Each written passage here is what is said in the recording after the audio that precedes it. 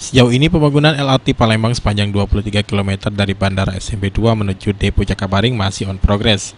Capaian pembangunan sudah 68%. Sejauh ini fokus pekerjaan pihak kontraktor Waskita Karya masih dalam hal pengangkatan steel box girder LRT dan pemasangan rel kereta.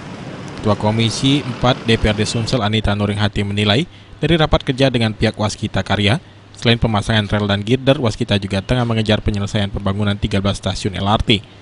Dijadwalkan Februari 2018 akan dilakukan uji coba penggunaan LRT untuk zona 5. Untuk itu, akhir tahun ini seluruh pengerjaan fisik konstruksi jalur LRT sepanjang 23 km tersebut sudah dapat tersambung.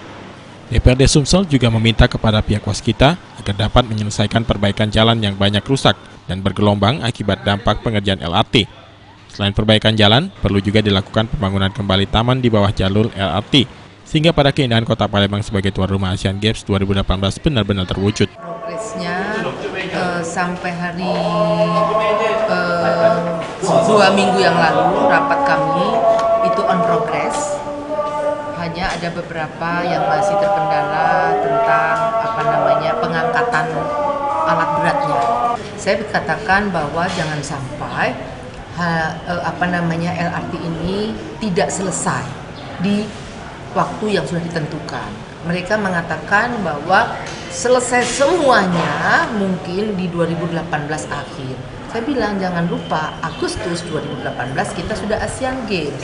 Artinya paling lambat di awal tahun itu sudah bisa dicek uji cobanya. Julius Tumankaul, PAL TV.